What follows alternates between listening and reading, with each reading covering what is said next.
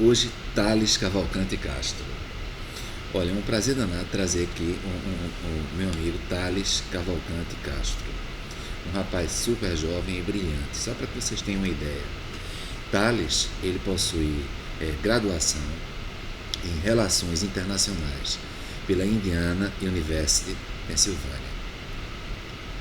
Doutorado em Ciência Política pela Universidade Federal de Pernambuco.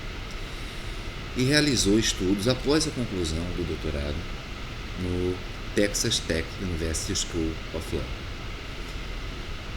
Não é só.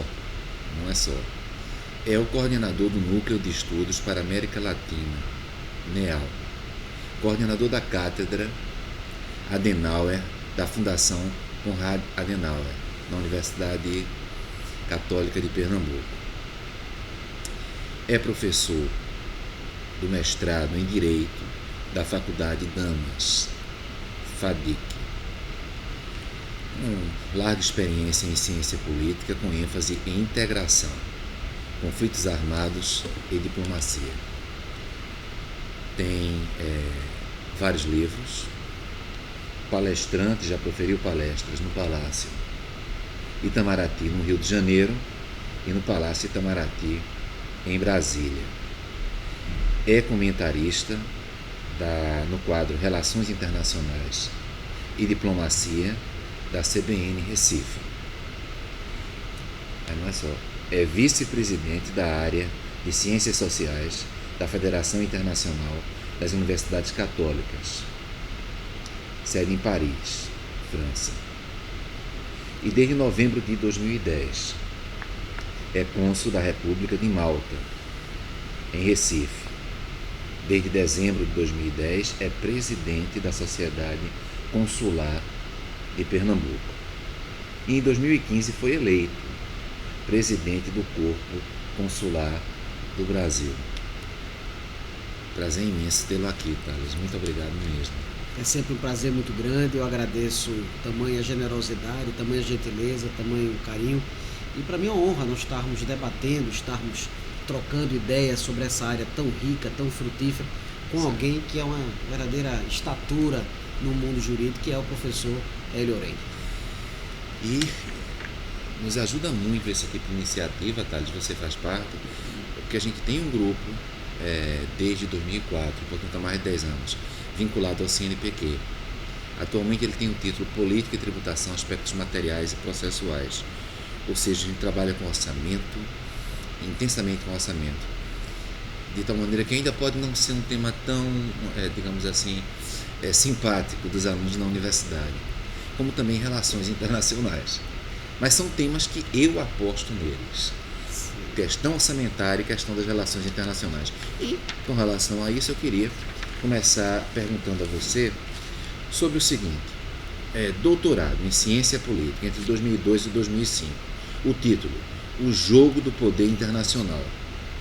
Unipolaridade, realismo multilateralista e a fabricação de consensos no processo decisório do Conselho de Segurança da ONU.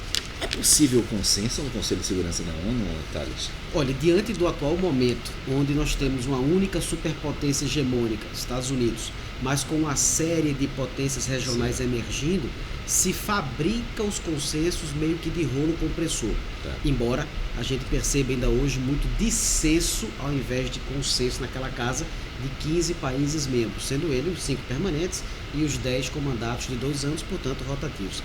É uma engenharia político-jurídica diplomática de grande envergadura, construção de consenso, porque estamos lidando com diferentes posições, diferentes histórias, diferentes processos culturais, e eu queria, professor Hélio, até fazer uma ponte da riqueza que tem do estudo aqui, falado pelo próprio professor Hélio Ourem, no que tange a área internacional. Eu acho que aqui a gente está cada vez mais galvanizando, pavimentando um caminho de debates e reflexões entre estudos tributários, política e também a área internacional.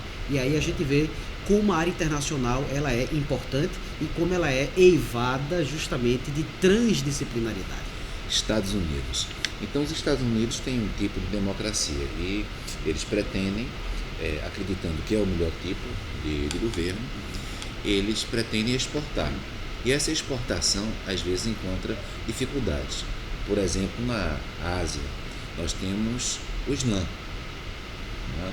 E essa exportação às vezes é pela via bélica. Eu percebi aqui que você também é preocupado com esse estudo, né, ligado a essa área de defesa estratégica. E aí, essa exportação pelos Estados Unidos do seu regime, da sua ideologia, da sua perspectiva para outros países. Por exemplo, para os países do Islã. Como é que você vê isso? É sempre uma questão de muito atrito. Os Estados Unidos aproveitaram o momento da queda do Muro de Berlim em 1989 e a implosão da União Soviética em 25 de dezembro de 91 e aqueles chamados gloriosos anos 90, né, assim falava o economista Nobel, né, Paul Krugman, foi um momento de grande exportação, como você muito bem pontuou. Né? Hoje a gente já vê umas certas fraturas, umas certas rupturas nesse expansionismo, digamos assim, axiológico, né, de exportação de valores, dentre os quais a democracia se embuta.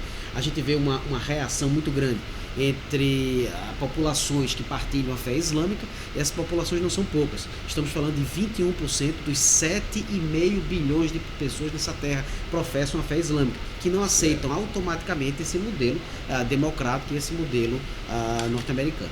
Mas aí eu te pergunto, olha, não faz muito tempo, em uma boate na França, ocorreram várias mortes exatamente provocadas por essa insatisfação. E houve uma resposta. Uma resposta muito intensa na Síria. Muitas mortes. Muito mais mortes do que em Paris. Contudo, eu creio que o brasileiro, e eu estou falando da perspectiva do Brasil em relação ao mundo, ele sente muito mais as mortes que ocorreram, e ao meu ver injustificáveis, em Paris, do que as mortes que também ocorreram e estão ocorrendo, quer na Síria, quer no Afeganistão. Por que isso, na tua perspectiva, de uma pessoa preocupada com as relações internacionais? Porque nós temos uma dominação, um hegemonismo que tange a cobertura de fatos internacionais pelo Ocidente e para o Ocidente. Então, quando uma morte acontece, por exemplo, na República Democrática do Congo, antigamente chamada de Zaire, essa morte parece que passa, infelizmente, despercebida, porque não há um elemento muito importante na natureza da política internacional, que é o interesse. Então, o interesse é uma grande válvula, digamos assim, de propulsão, é a alavanca motriz dessas ações e dessas engrenagens da dinâmica internacional. Então, quando aquela sexta-feira 13 de novembro, lá do ano passado, houve a matança no Bataclan, em Paris, houve uma visibilidade e uma comoção mundiais a partir justamente da localização e do interesse desse país tão importante que é a França. Certo. E o mesmo não ocorre mesmo não ocorre com outros países. Até poderia citar um exemplo muito rápido. Em 2004, numa região de um país chamado Sudão, fronteira com a Líbia, tem uma região chamada Darfur. E ali ocorreu um grande genocídio por anos. E aí o Conselho de Segurança e as principais potências do Ocidente ficaram se debatendo se a semântica, o significado da palavra genocídio se aplicaria àquele caso. Que na verdade era uma cortina de fumaça para demonstrar a falta de interesse em ir para uma região desértica, em ir para uma região extremamente conturbada, que não geraria ganhos e retornos econômico-políticos para essas grandes potências. Só houve uma formação de missão de paz autorizada pelo Conselho de Segurança em 2009. Portanto, estamos falando de 2004, inicia-se o genocídio, só em 2009 tem resposta. O que mostra que, sem essa carga propulsionante de interesse, nós temos fatos que passam, infelizmente, a revelia da consciência e da crítica internacionais. Em um mundo globalizado, existem os tribunais internacionais. Em que medida um tribunal internacional teria condição de coercitivamente impor uma medida aos Estados Unidos? Isso é possível pensar? Porque seria, creio, me corrija, através da ONU, partindo do Conselho de Segurança da ONU, que exige unanimidade. Isso. O Conselho de Segurança, ele opera, para uma resolução ser aprovada no Conselho de Segurança é necessário 9 dos 15 votos, mas dentre esses 9 é necessário ter um consenso entre os 5 permanentes. São eles a China, a Rússia, os Estados Unidos, a França e certamente também o Reino Unido. Então, entre esses deve haver um consenso, é chamado poder de veto. Isso está consagrado no artigo 27 da Carta da ONU, né? O poder chamado consenso de grandes potências. Sobre tribunais internacionais, haveria-se uma forma, mas em última instância os Estados Unidos frequentemente adotam posturas de não reconhecer automaticamente a jurisdição daquela corte. Então, em outras palavras, embora a corte até possa julgar condenatoriamente ou favoravelmente aos Estados Unidos, os Estados Unidos acabam por não acatar aquela decisão, porque tem uma postura um tanto, digamos assim, defensiva sobre alguns desses tribunais. Parece contraditório, quer dizer, a ONU, me corrija se estiver errado, ela surge a partir de uma ideia dos Estados Unidos. Sem dúvida. E os Estados Unidos, eles não atendem, se for o caso, a ONU. É verdade. E outro detalhe muito importante, falando da questão orçamentária, veja como a questão orçamentária ela se repete na dinâmica, no jogo da política nacional. 22% do orçamento regular das Nações Unidas é arcado pelos Estados Unidos, além do fato de a ONU estar localizada em solo americano. Perfeito. De maneira que esses dois fatores, a preponderância do fardo de contribuição orçamentária para a ONU, tornam, não legitimamente, mas tornam os Estados Unidos como um ator que pode ter um nível, pelo menos ele assim entende, de ingerência, de aceitação ou não dessa organização, que ano passado celebrou inclusive 70 anos. É uma organização de muita visibilidade, de muito prestígio internacional. Você estudou, não é isso? Isso. Você estudou no Texas. Isso. Você teve uma experiência na Indiana University. Isso. O estudante norte-americano, a sociedade norte-americana, ela também se vê como, digamos, em um patamar acima de direitos fundamentais em relação ao resto do mundo. Qual é a perspectiva interna dos Estados Unidos? Em boa parte da população americana, há o que a gente chama de imperativo categórico hegemônico, que é aquela ideia de que os cidadãos americanos estão num patamar, eles assim entendem, que não é que são diferenciadamente superiores, mas que muitas vezes não se sentem estimulados a entender, a estudar, a buscar saber outras realidades de outros países, porque o mundo todo acaba, digamos assim, se entremisturando ou se voltando para os Estados Unidos. Então a gente observa uma sociedade que é muito endógena, que ele, já falando a língua inglesa, é a língua franca das relações internacionais, não precisa estudar outras línguas ou precisa naturalmente se adentrar em outras realidades. Mas é uma realidade muito diferenciada e complexa. Isso aí eu assevero sem hesitação. Certo. Bom, e aí eu queria falar um pouquinho sobre os imigrantes, porque se os Estados Unidos têm, digamos, por ser um país economicamente muito forte, territorialmente muito extenso, tem esse caráter endógeno, olhar para si, não é? Eu queria também que a gente fizesse, nesse início da nossa conversa, um sistema comparativo com a Europa, ou com os Estados Unidos da Europa. Eu não sei se o pessoal já ouviu falar nessa expressão, mas não é incomum na Europa falar assim, Estados Unidos da Europa, uma espécie de disputa pela liderança mundial.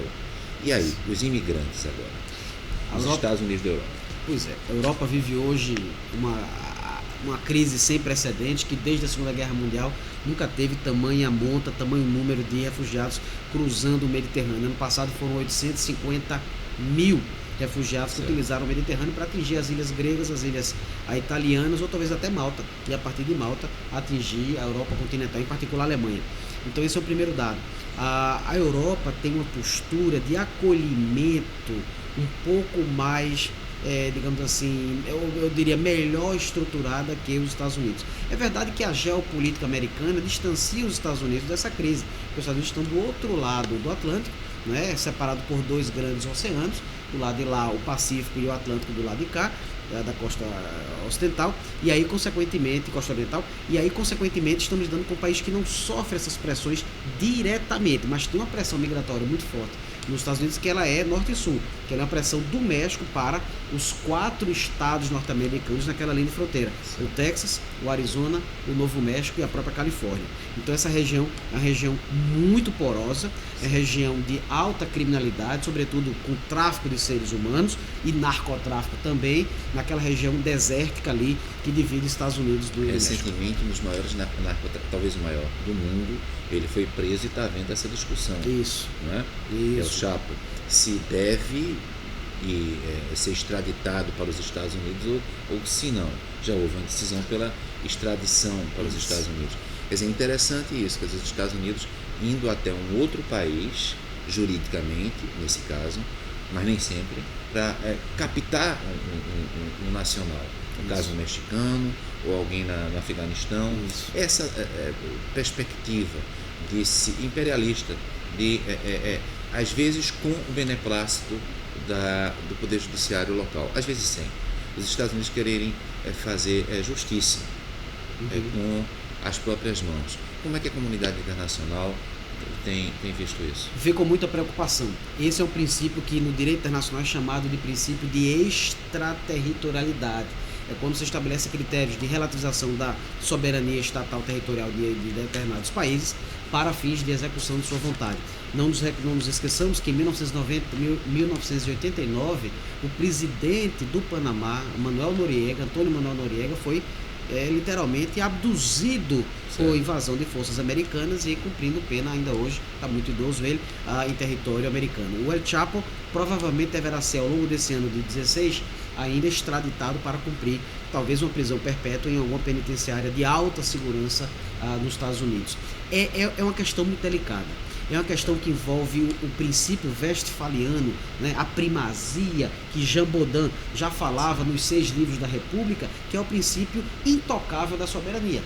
Mas em pleno século XXI surgem teses de relativização desse primado da soberania, sobretudo quando crescem clamores internacionais em prol das chamadas intervenções humanitárias, né? E aí nós temos Haiti, nós temos Serra Leoa, nós temos países que precisam relativizar o seu primado de soberania territorial em prol da manutenção, preservação dos direitos humanos, dos direitos fundamentais. Aí é que está, eu queria insistir um pouquinho nisso. Os direitos fundamentais seriam direitos universais. Sem dúvida.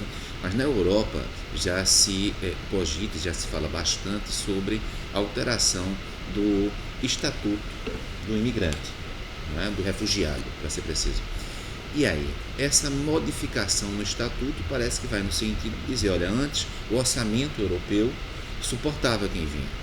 Atualmente o orçamento europeu já não suporta mais tanta gente. E aí a gente vai criar um estatuto onde direitos fundamentais mínimos, não todos, seriam aplicados a essas pessoas. E aí, os direitos fundamentais não são universais? Pois é, esse é um debate riquíssimo sob o ponto de vista da academia e também sob o ponto de vista do tabuleiro de xadrez internacional e do tabuleiro de xadrez europeu. O fato é que há um fardo desproporcional para países, sobretudo a Alemanha, que é a maior economia dentro da zona do euro, dentro da União Europeia, e esses países entendem que há uma necessidade de revisão desses parâmetros. Eu vejo com olhares de muita preocupação, meu caríssimo professor Orem, porque se nós passarmos a ter teses de relativização desses primados que são herdados da Revolução Francesa de 1789, onde o ser humano é embutido e delegado com dignidade universalmente aceito, a gente começa a entrar numa vala muito perigosa. A gente começa a entrar num debate estéril, extremamente delicado, de relativização da dignidade da pessoa humana. E isso é uma involução em pleno século das luzes, que é o século XXI. A Espanha agora está passando por uma dificuldade enorme de constituir um governo no seu sistema parlamentarista. Isso. Portugal conseguiu, mas conseguiu a duras penas, com uma composição com um bloco de esquerda, aparentemente um tanto instável. Pois bem, mas estão querendo continuar na União Europeia. A Inglaterra parece que é um pouco diferente. A Inglaterra está fazendo um referendo. Hoje, inclusive. 23 de maio de 2016. Está fazendo um referendo, pois, embora o primeiro-ministro inglês tenha conseguido uma espécie de estatuto próprio na União Europeia para permanecer no sistema europeu, no sistema dos 28, isso. Parece que mesmo assim há uma fortíssima, está meio dividido isso, reação à permanência ou não da Inglaterra. Pelo que eu sei, as pesquisas até colocam dúvida a respeito, embora haja uma tendência de Inglaterra permanecer, mas não vai ser por grande maioria. É verdade. O Reino Unido ingressa em 1973, quando ainda existia, nem União Europeia existia o Mercado Comum Europeu, Tratado de Roma, de 1957, né? Que tinha os 6 membros originais, a França, a Alemanha Ocidental, a Itália, Bélgica, Luxemburgo e a Holanda. Então, em 73, ingressa o Reino Unido, é um país importante, certo. É um país que, embora não tenha adotado a zona do euro, não tenha adotado o euro como moeda, nem tampouco faz parte de um acordo muito importante na União Europeia, que é o acordo Schengen, é aquele acordo de livre circulação de pessoas, em uma mesma política consular. O Reino Unido simbolicamente tem um peso, tem uma estatura, tem uma visibilidade internacionais bastante expressiva. Então, acredito que por uma margem muito delgada, os ingleses devam opinar por permanecer. Claro, isso é uma visão apenas prospectiva. É claro que cabe à soberania popular britânica decidir o seu futuro. Isso, inclusive, é um princípio da própria Carta das Nações Unidas, no artigo 1º, artigo 55, quando fala no princípio de autodeterminação dos povos. Então, cada povo deve ter o seu direito fundamental salvaguardado de determinar o seu curso, determinar o seu destino político, econômico e social. Aí vamos apimentar um pouquinho a nossa conversa. Com todo prazer. No seguinte sentido, ora, atualmente a economia interfere decisivamente na política. E eu digo atualmente, não porque antes não interferisse, mas agora com a globalização, não é, intensa, a modalidade do século XXI, porque talvez houvesse também globalização no século XIX, não é, com as colônias, aquele sistema colonial, eu sei que a economia interfere muito. E na Venezuela, hoje, ontem, nessa semana, que está passando por uma crise econômica intensa, disse que essa crise econômica, em parte, se deve à atuação dos Estados Unidos.